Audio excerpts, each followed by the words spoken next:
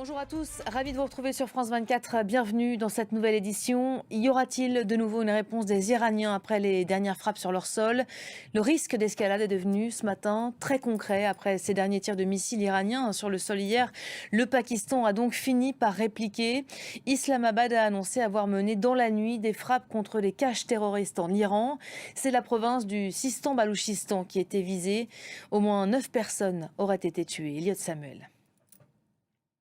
Voilà, le Premier ministre pakistanais qui va rentrer probablement en urgence à Islamabad. On va aller retrouver tout de suite notre correspondante Sonia Ghezali. Bonjour Sonia, que faut-il comprendre de ce dernier développement? Que le risque d'embrasement évoqué ces dernières semaines est en train de se matérialiser? Écoutez, on peut parler en tout cas d'une riposte, sans conteste. Merci beaucoup Sonia en direct d'Islamabad. On va prendre un peu de hauteur. Ahmed Charrier, bonjour.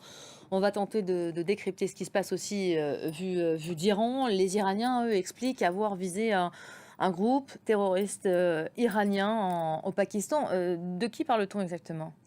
Alors, on parle en fait d'un groupe qui est de la province du Sistan et du Balouchistan. Merci beaucoup Armel pour le décryptage. Donc après cette riposte pakistanaise au Proche-Orient, pendant ce temps-là, l'armée israélienne a encore intensifié ses frappes la nuit dernière sur la bande de Gaza. Les Gazaouis du sud de l'enclave parlent même ce matin de l'une des pires nuits depuis le début de la guerre. Et en Cisjordanie aussi, hein, la situation se tend. L'armée israélienne a encore frappé hier soir le territoire dans 2 secteurs.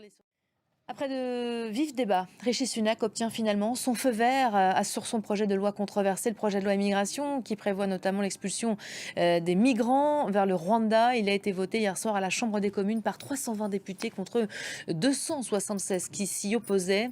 Le voilà maintenant entre les mains de la Chambre des Lords. Le texte, il pourra éventuellement être amendé. Olivier Fessol.